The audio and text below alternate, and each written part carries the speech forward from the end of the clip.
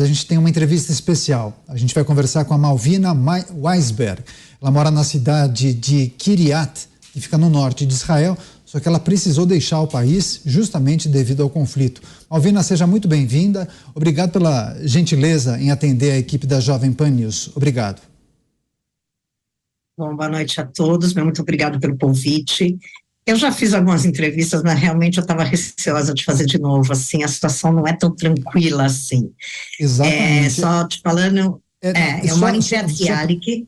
Perdão, só queria entender, você deixou Israel, agora você está no Brasil e queria que você explicasse para a nossa audiência quando foi que a senhora tomou essa decisão. Eu imagino que é uma situação extremamente difícil, delicada, está exposta a uma situação de perigo, mas quando foi que a senhora tomou essa decisão? Eu vou precisar deixar Israel, vou ter que voltar para o Brasil. Eu posso dizer que essa decisão não foi bem tomada, foi quase que imposta. Eu, na verdade, não estava pensando, eu tenho uma filha em Israel, eu moro lá há 5 anos, e tenho 2 no Brasil e todo o resto da minha família, mãe, irmãos, etc. E quando começou a guerra, logo me ligaram, e eu falei que eu não queria vir, mas aí aconteceu a primeira sirene na minha cidade, que eu estou no norte, a 30 quilômetros do Líbano, e aí minha família se desesperou, e aí meu irmão falou para mim, não, chega, não vai dar, a gente não aguenta, e a minha filha mesmo de Israel falou, mãe, você aqui é uma preocupação a mais para mim, ela não voltou, e não pretende voltar, ela já está lá há mais tempo que eu. E aí eu acabei vindo, e vou te dizer, demorei um tempinho, porque assim, eu estava aqui de corpo, mas de cabeça, de coração, de alma, eu estava lá, foi muito difícil. Eu fui para terapia, eu estou sob efeito de remédio, e vou te dizer que depois de uns 15, 20 dias só que eu consegui começar a respirar aqui no Brasil, não é uma situação muito fácil, não. É isso, a gente está conversando com a Malvina Weisberg. Ela morava na cidade de Kiryat Bialik, que fica no norte de Israel, conversando ao vivo com a gente aqui na Jovem Pan News. Malvina, a gente vai fazer um giro de perguntas com os nossos comentaristas. O próximo é o José Maria Trindade. Vamos lá. Salve, Malvina, muito boa noite. Malvina, você tem recebido notícias dos seus amigos e parentes que estão em Israel e pretende voltar depois que essa coisa se acalmar ou terminar essa guerra terrível? Eu, na verdade, pretendo voltar em meados de dezembro, tá? Sim, falo com meus amigos, com a minha filha. Acabei de fazer uma chamada de vídeo com ela um pouquinho antes de entrar no ar, na verdade.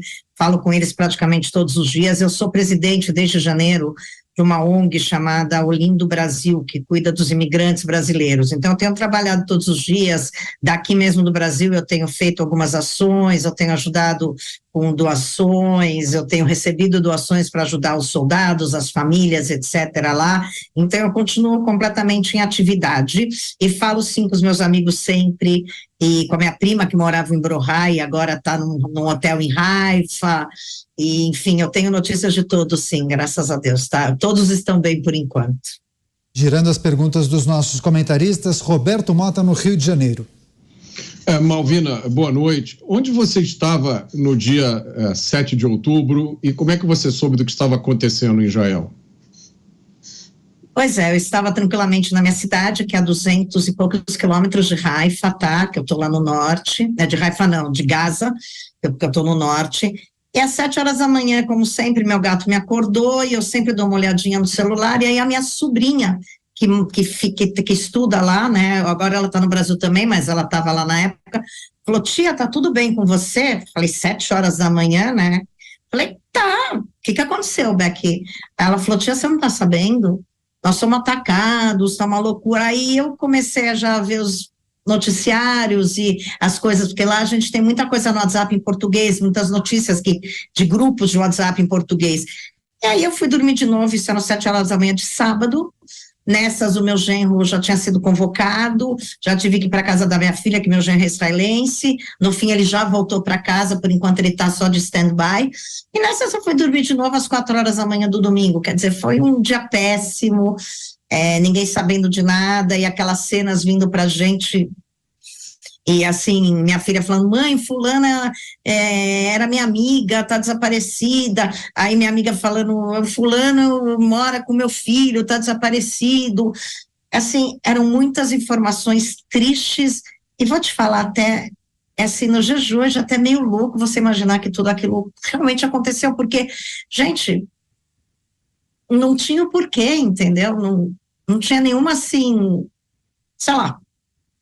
Enfim, foi isso. Foi uma notícia da minha sobrinha falando se eu estava bem, porque ela estava preocupada. Eu falei, onde você está? Ela falou, tenta, ela vive num bunker. Eu falei, tá ótimo. E assim foi. Estamos conversando com a Malvina Weisberg, uma brasileira que teve que deixar Israel, naturalmente, por conta do conflito, mas disse que pretende retornar a Israel no próximo mês, em dezembro. Ela que tem muitos amigos e também familiares em Israel. Uma entrevista exclusiva trazendo o dia a dia da guerra, as situações mais difíceis, compartilhando com a gente aqui na Jovem Pan News. Próxima pergunta, Cláudio Dantas em Brasília. Você, Dantas. Malvina, boa noite. Você, em seu retorno ao Brasil, diante aí dessas manifestações de apoio ao Hamas, diante de toda a cobertura da mídia, qual é a sua avaliação? Nós tivemos, inclusive, aí até uma operação da Polícia Federal prendendo simpatizantes do Hezbollah. Você tem medo de que esse antissemitismo se espalhe aqui no Brasil?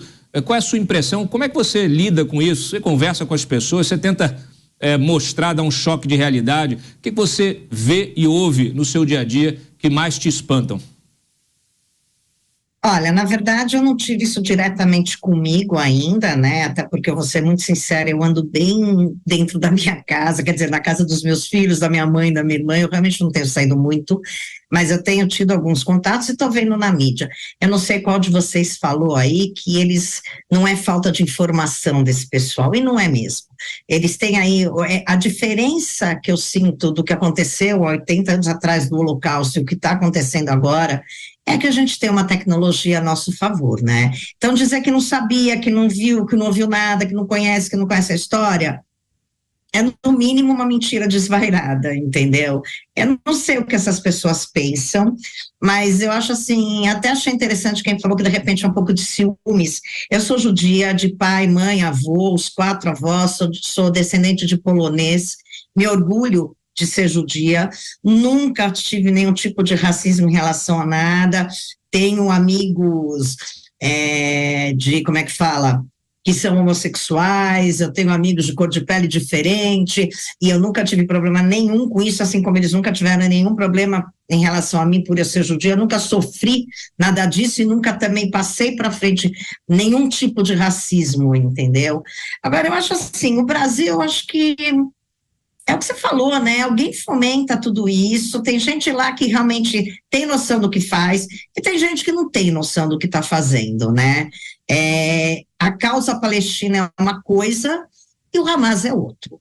Eu acho que, assim, eu trabalhava lá, né? Espero continuar trabalhando quando eu voltar, numa empresa de maconha medicinal, que lá em Israel pode, né, inclusive é um lugar que provavelmente vai crescer bastante depois disso tudo. A gente trabalhava com 30 palestinos moradores da faixa de Gaza, que foram, infelizmente, no meu ver, evacuados. Te falo infelizmente por quê? Porque ali, no dia a dia, eles eram, entre aspas, abre e fecha aspas, eu não conhecia a fundo, mas eram normais, pessoas boas, simpáticas, conversavam com a gente, tudo bem. Óbvio, teoricamente, eles foram analisados para entrar para trabalhar na fábrica, e segundo a fábrica, eles analisaram muito bem. Então, teoricamente, eles não tinham ligação com o grupo Hamas, mas só pelo fato deles serem palestinos, eles levaram essa carga. E é o que acontece com o judeu também, de uma certa maneira, o fato da gente ser judeu por algum momento, a gente leva uma carga também que a gente não sabe nem de onde veio, né, assim... Eu sou judia, ok, só porque eu sou judia eu sou a pior pessoa do mundo. Eu acho que, como em todo lugar, você tem bons judeus e maus judeus, bons palestinos e maus palestinos. Agora, é a mesma coisa que o pessoal aqui, gente, o pessoal que está lidando a favor do Hamas, é a mesma coisa que colocar uma camiseta e dizer que é a favor dos traficantes de droga, dos caras que moram no morro, que estão ali nas milícias e todos, etc. e tal. É a mesma coisa, mas eles não enxergam isso. Eles acham porque está longe. Então, tudo bem, mas a apologia a esses criminosos é o mesmo, entendeu? Do mesmo jeito que o pessoal desce o morro e faz um monte de atrocidades por aí, o Hamas fez isso dia 7 de outubro na nossa cara, ele sempre faz. Eu até ouvi uma história interessante que alguém falou para mim, poxa, eu estava vendo os filmes dos soldados do Hamas, né, dos soldados. E pô, todo mundo jovem. Eu falei, jovem. Porque eles não passam, eles não conseguem chegar na velhice. Quem chega na velhice está escondido, não vai para o fronte. Quem chega na velhice não vai fazer terrorismo em Jerusalém, não vai esfaquear ninguém, porque sabe que isso é uma missão suicida. Assim como esses jovens todos que entraram ali sabiam que poderia ser uma missão suicida. Eles estão prontos para isso. Enquanto o Hamas já está mais do que provado que ele não lida, ele não tá preocupado com a vida humana, Israel está preocupado com a vida humana. Então, é tudo muito diferente, são situações completamente fora. Então, assim, eu acho que esse antissemitismo a gente vai ter que tomar cuidado, mas, com certeza, aquela história do nunca mais é hoje. Porque hoje nós temos meios, nós temos publicidade, nós temos WhatsApp, YouTube, vocês da Jovem Pan News que estão fazendo um trabalho fantástico, aliás, adorei ouvir vocês todos, e várias outras também emissoras, e muitas blogueiras, e muita gente que está realmente interessada em passar a verdade. Eu não sou política, gente, esquerda, direita, centro, para mim tanto faz, não tanto faz, mas, né, agora eu acho que tudo que de radical não serve. Para mim, tudo que é muito radical, machismo, feminismo, esquerdista, direitista, centrista, não importa, para mim não serve. E aqui nós não estamos nem falando disso, né? Nós estamos falando de terroristas. É difícil, é complicado. Isso. Malvina Weisberg, muito obrigado pela gentileza da entrevista. Esperamos que toda a sua família que está em Israel fique em segurança e certamente muito voltaremos a conversar em breve. Até uma próxima. Até mais. Obrigada pela oportunidade. Até logo. Até.